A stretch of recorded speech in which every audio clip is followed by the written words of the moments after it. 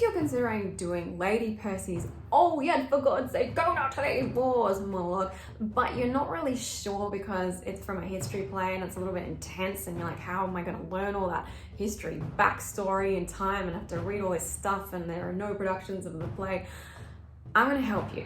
In this video, I'm going to break down the context for that monologue. I'm going to talk about your acting choices. I'm going to break down all the line meanings, and I'm going to do a reading at the end so you get a sense of how I would put it together and you can hear it done. I'm Sarah, this is Shakespeare with Sarah, and we are all about acting Shakespeare. Let's jump straight in. Right, so the context. There is a bit of context, and there are a lot of people called Harry. So let's talk about all the Harrys. So Lady Percy is Harry Percy's wife. He has just died at the end of part 1, Henry IV part 1. It's a whole thing. So he was leading a rebellion and he kind of failed. His father, who Lady Percy is talking to now, was supposed to send troops to help him in that rebellion and he didn't. He kind of failed, and I think he said he was sick and anyway. So he really failed him, he really let him down. And now in part 2, it's almost like the whole thing's still going. Part 1 didn't really end. It ended on a cliffhanger. It was like, okay, well, we had that battle and, this side won, and part 2 kind of starts where it left off. They're considering continuing that rebellion, Harry Percy's rebellion, because actually at the start of this play, they don't know that he's dead yet. So they're kind of rustling up troops and his dad's like, all right, we're going to go and back them up now. Let's do this thing. And then they get word that he's dead. So Harry Percy's dad is called Northumberland. They're named for like the regions that they're kind of dukes of, or, they administer to. So that's not his real name, but that's so you know. And even Harry Percy's mum is like, don't go to the war. And at the beginning of this scene, basically just you see her going, oh, all right, well, I give up. You do what you need to do. But Harry Percy's dad is like, I've got to do this. This is my honor at stake, which I kind of get because he really did stuff up before in a big way and his son has died. So he actually there's a legitimate reason for him wanting to make this right. And so he thinks it's the right thing to do until Lady Percy speaks. So you really need to understand this actually has quite a bit of weight to it. When she speaks, she manages to convince Northumberland not to go to war. That's how powerful this monologue is. And that's her objective. So she achieves her objective. I want this guy not to go to war because this is BS. I think it's important though to think about why. Like, why is this her objective? Why doesn't she want him to go? I think in terms of the way that we would look at it sort of in modern interpretation is that she's lost her husband and she doesn't want to lose any more of her family, even though it's her, her father-in-law, her father-in-law. She doesn't want to lose him. And she thinks it's kind of a lost cause now. And she doesn't really care about the war anymore. It's just a little bit stupid as it was. I don't think she really wanted Harry Percy to go in the first place. You can also layer on, if you're interested in this sort of thing, historically, without a husband, a woman's position without a husband becomes very tenuous. So really she's safest with Northumberland. And if she loses that too, then she needs to think about remarrying and all those things, and that is hard as well. There is a beautiful production from the Donmar Warehouse that is all female production set in a woman's prison, and it is so good and it really tracks because it has all of part 1 and a little bit of part 2 as one production, and it kind of tracks Lady Percy's kind of arc fairly well. You see her, she's very dynamic in that version, so you don't necessarily have to play her that way, but they do they show that she's got a baby. And that could be something that you could think about as well in your acting choices. Do you think she's got kids that she needs to worry about? One of the main things that you need to think about in terms of your acting choices is actually how modern you want this to feel. Because of the language, and it's very powerful language, she's being very kind of outspoken for a woman essentially in that time. You can really go hard with this and make it feel like a really powerful modern woman. In the Donmar Warehouse production, I think she throws something at him and is like, she really goes at him, and that is exciting, but it may not work for the situation that you're auditioning for. So think about who is your target demographic basically when you make your choices. Something you definitely want to look at here is beats, because it's a long monologue and you need to understand where she's shifting gears. And when I do my reading at the end, I'll really try and mark that out for you so you can see kind of like where she stops to take stock and then starts again with a little bit of a new tactic or a new thought. And I always recommend, if you have time, look at her other monologue as well. I've done a video on that and I'll link that here and in the description, because when you look at characters' other monologues, you learn more about them and what's going on for them, and you're going to connect to how she felt about Harry if you look at that monologue, because that's about their relationship and what she's dealing with then. So then doing this monologue, you're going to have a natural connection to this imagined person that you're talking about, and that is important. You need to think about how he looked and sounded and paint yourself a picture of your husband. That's dead. The other thing you might want to think about is cuts, because this is quite a long monologue, but I do think there are some things here that can be taken out, just little bits that are probably going to make it fall a little bit easier within a 2-minute monologue if that's what you need for your audition. If you're thinking about cutting it, I have another video on how to do that, so I'll link that here and below, and hopefully that will walk you through the process so you don't end up cutting like really important stuff. Right, so let's jump into the line by line breakdown. She starts with, "Oh yet, for God's sake, go not to these wars." Now, of course, that is fairly self-explanatory. What I want you to notice here is the really long vowels. Oh yet, for God's sake, go not to these wars. Long, long, long, long, long. When you rehearse, lengthen those vowels. It's going to help you connect to your breath and connect to emotion, because that's how we connect to emotion, is actually through the breath.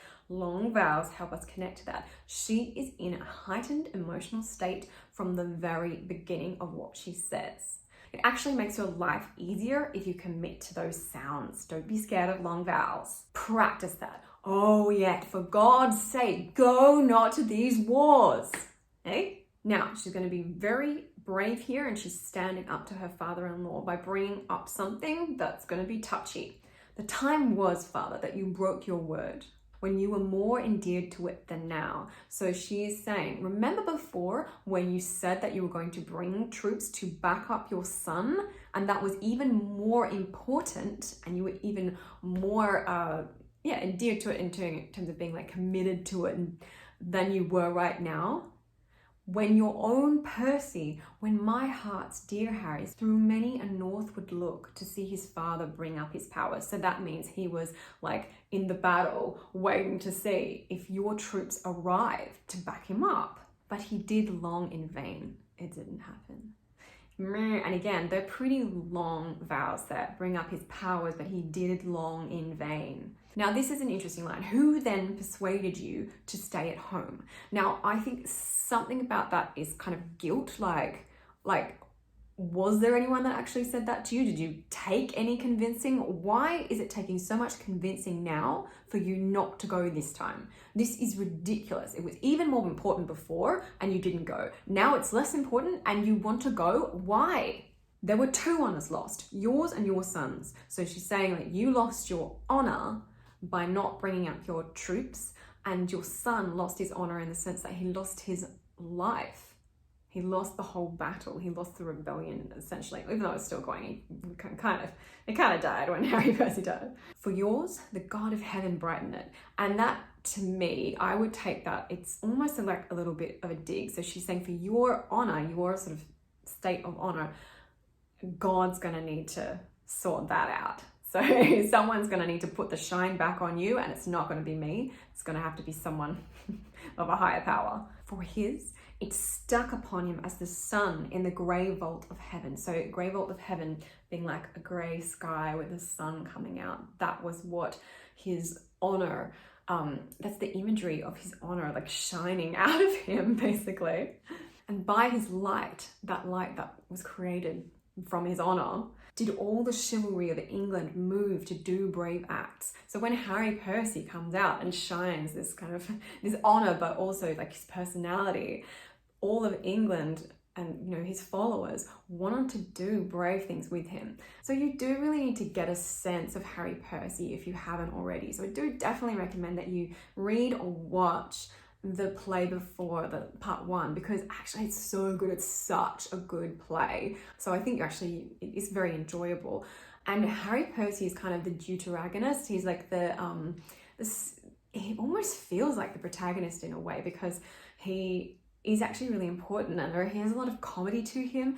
He's a funny character because he's very he's known as Hotspur because he kind of flies off the handle, and he's actually kind of got a good and bad reputation from that, because it has made him really powerful in battle, but it's also like he's known as someone with a bad temper and being like a little bit crazy. But it did inspire people. Like, people followed him because he was like, yeah, we can do this. He had that energy, and I'm sure that's why she loved him. He was indeed the glass wherein the noble youth did dress themselves. So she's saying he was like a mirror to them because they wanted to look like him, the noble youth. So all the young guys were they were literally dressing themselves to look like him, but also on that kind of double meaning there is that they dress themselves, their personalities, to become like him, to be brave and maybe a little bit impulsive. Right, so this is a hard line to explain, so I'll just take a second with this one.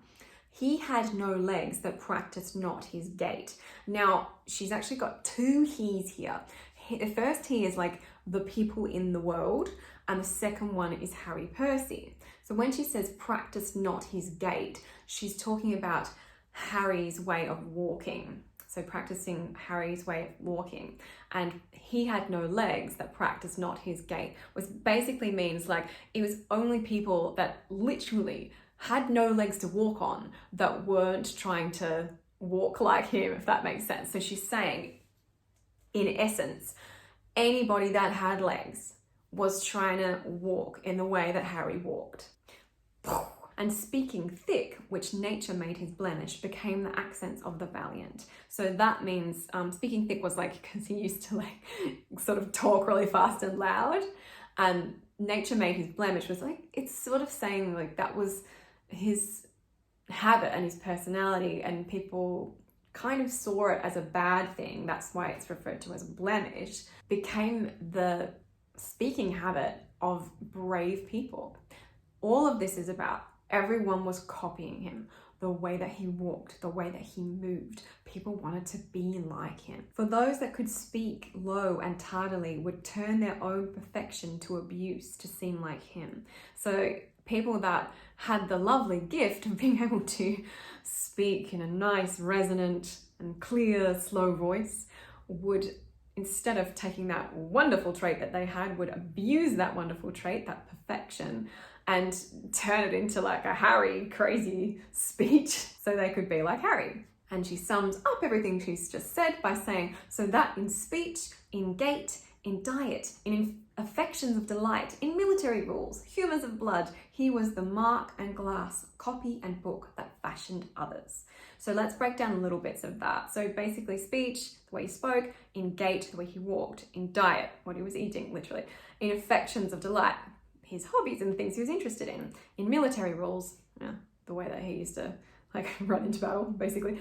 Humours of blood, that's very sort of old-fashioned ways of kind of like, I think of it kind of like as a combination of like whim and personality. So like things that inspired him, I guess, and things that he wanted to do, and his passions. Passions is probably a good summary of that one. He was the mark and glass, copy and book that fashioned others. He was the mirror, he was the object, he was the copy print, copy paste version. Everybody was copying him. Everyone was copying him. Good summary. That fashioned others, that he shaped other people. His fashion fashioned others. His shape shaped others. And him, oh wondrous him. Oh, miracle of men. Again, do not be shy of long vowels. And oh, that's guttural, it connects. Him you did leave, poor man. Second to none, unseconded by you. So she's playing on words here because second to none has the same meaning as now, that he was the best. And unseconded by you, meaning that Northumberland did not second him by sending his troops, like to be his backup, his second, to look upon the hideous god of war in disadvantage, so that he was left in battle to stare the god of war, like to stare battle in its face by himself in disadvantage, meaning like he didn't have everything that he needed. To abide a field where nothing but the sound of Hotspur's name did seem defensible. She's saying he had to just basically just use his name to inspire his troops and to scare the other side, because he had nothing else. He had nobody to back him up. Again and again, she's elaborating this point. So you left him. That's how you left him. Never, oh never, do his ghost the wrong to hold your honour more precise and nice with others than with him. You are wronging him if you prize your own honour, your own reputation higher than his memory, and you're caring more about other people and other people's approval than you do about him. Let them alone. Let them alone means like do not go. That's actually really important. It sounds like a throwaway, but it's not. The Marshal and the Archbishop are strong. Had my sweet Harry but half their numbers, today my eye, hanging on Hotspur's neck, have talked of Monmouth's grave. So she's saying the forces that have already amassed in the rebellion out there by the Marshal and the Archbishop are actually, they're doing good. They've got enough people. If Harry, in his battle before, had even half that number, he would maybe still be alive and I'd be giving him a hug, and I would be talking about the death of Monmouth is Prince Hal, who is kind of the protagonist of part 1, and he's kind of leading it. He's the son of the king. So she's saying here, not he could have won if you had gone, but actually like they're doing okay over there right now. They actually don't need you. Harry would have been fine with even half that number, so they're actually great. Just stop. Let them do their thing. Probably good for you to also think about after Northumberland was kind of like, thanks for bringing all that up, and I guess I won't go. She has a little bit more that she says. She's like, just first let them try themselves, is what she says in the next bit. And I think that's important to understand for that last bit. She's shifted her tactic a little bit there, away from just like giving in the guilt to more like, they're actually fine. That's her sort of second tactic that kind of comes towards the end there. Right, so let's do a reading of this one. Whoa, it's massive. Oh, yet for God's sake, go not to these wars. The time was, Father, you broke your word, when you were more endeared to it than now, when your own Percy, when my heart's dear Harry threw many a northward look to see his father bring up his powers, but he did long in vain. Who then persuaded you to stay at home? There were 2 honours lost, yours and your son's. For yours, the God of heaven brightened it. For his, it stuck upon him as the sun in the grey vault of heaven, and by his light did all the chivalry of England move to do brave acts. He was indeed the glass wherein the noble youth did dress themselves. He had no legs that practised not his gait, and speaking thick, which nature made his blemish, became the accents of the valiant. For those that could speak low and tardily would turn their own perfection to abuse to seem like him, so that in speech and gait, in diet, in affections of delight, in military rules, humours of blood, he was the mark and glass, copy and book that fashioned others.